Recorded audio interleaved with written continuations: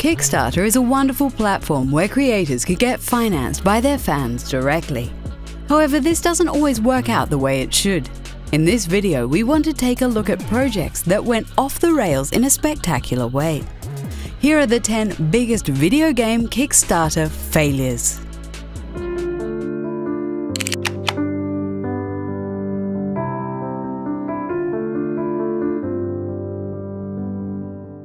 Insect lovers around the world rejoice! Ant Simulator is here.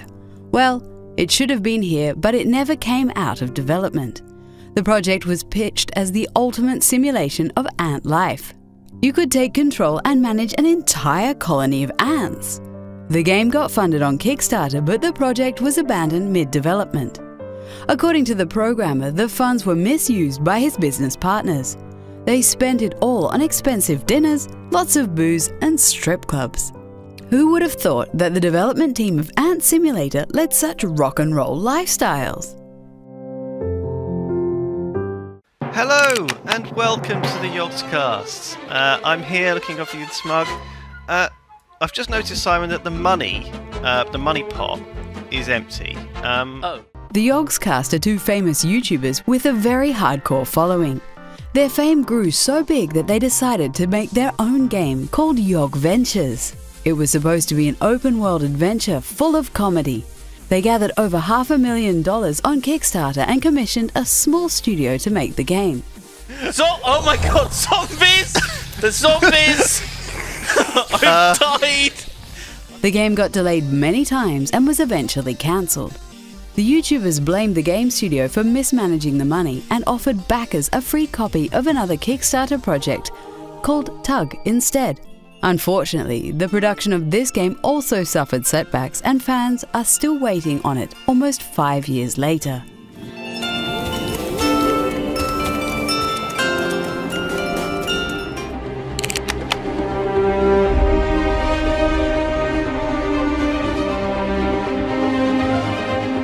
Lots of gamers were excited for the Stomping Land. This game promised things like open-world survival and dinosaur hunting. There would be a food chain in the game and the cooperative raiding of player camps. The Stomping Land met its funding goal and was launched on Steam Early Access.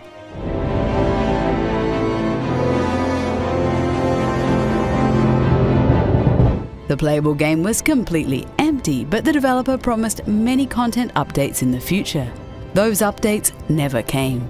Nobody knows what happened to the developer, but some say he simply took the money and ran. Steam decided to pull the early access game from their store and the Stomping Land went extinct.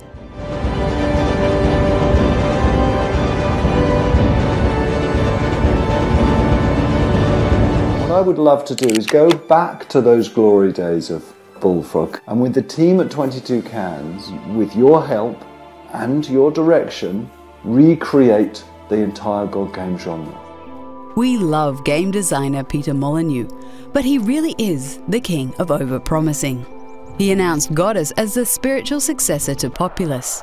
Gamers were hyped to finally be able to play the role of a god again, and the money started pouring in. After collecting over $500,000, the game went into development.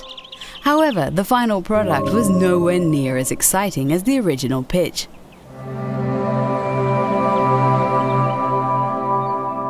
To make matters worse, the game studio shifted their focus on a mobile version midway through development. This left a sour taste in the mouth of backers that were only interested in the PC game.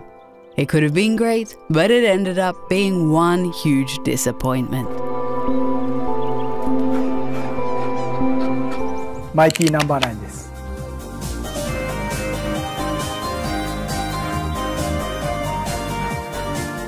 Gamers around the world were hyped when the creator of Mega Man announced a spiritual successor. His newly formed studio Concept quickly gathered over $4 million for Mighty number 9. What followed was a series of delays and a final product that was very disappointing.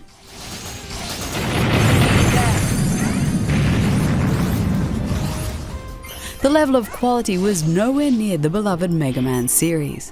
The graphics were very lackluster and the gameplay simply wasn't that special. It was a rude awakening to many fans of the Mega Man series. Even the best creators sometimes deliver a crappy title.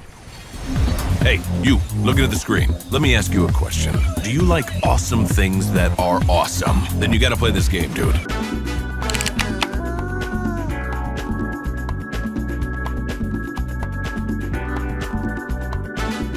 You think that the developers of Mighty No. 9 might have learnt their lesson, but they clearly didn't. They launched another Kickstarter for the game Red Ash back in 2015.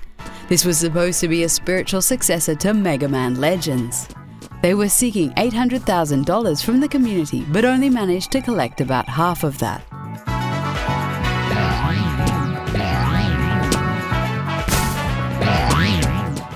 The failed project was pulled from Kickstarter, and the company went after private funding from a Japanese publisher. After that, nobody heard from Red Ash again. And to be honest, we don't think it will ever come out.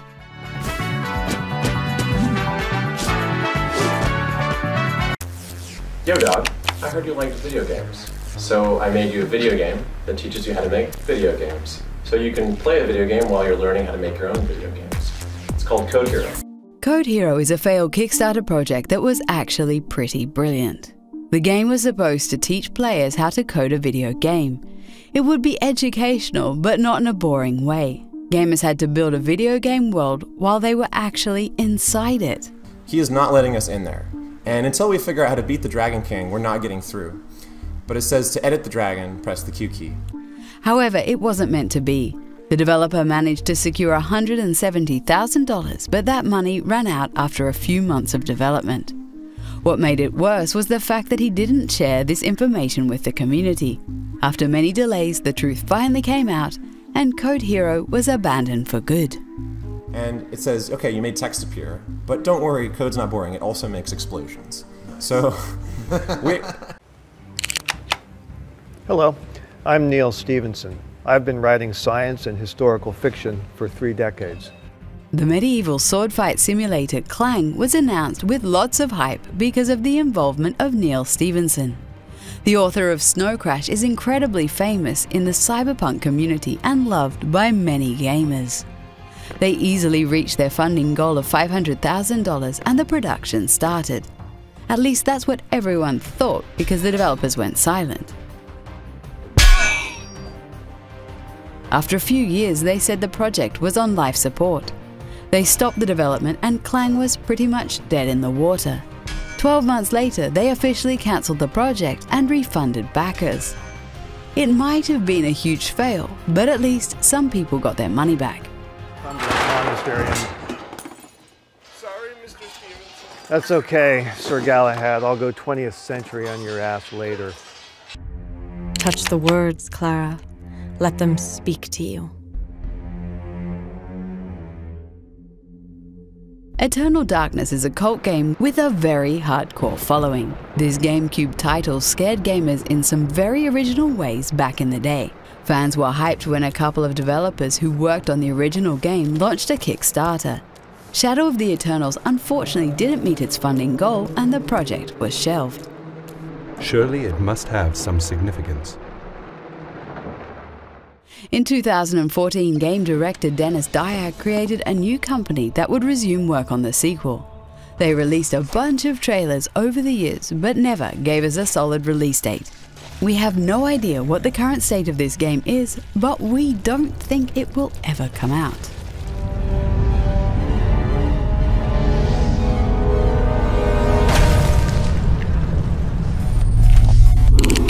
Ouya is a new game console for the television that's built on Android, open source technology. It's an inexpensive game console for gamers. All the games are free to try. Anybody that wants to develop a game for a television, we allow them the ability to do this. The Ouya is a bit of a weird entry in the list. It's a console instead of a game, and it actually did come out.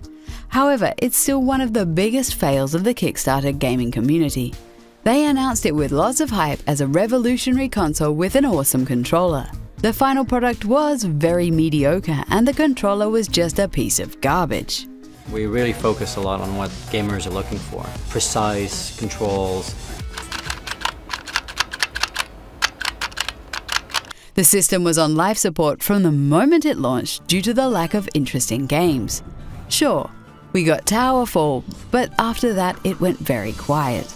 The company went bankrupt in 2015, and the console is nothing more than an expensive paperweight nowadays.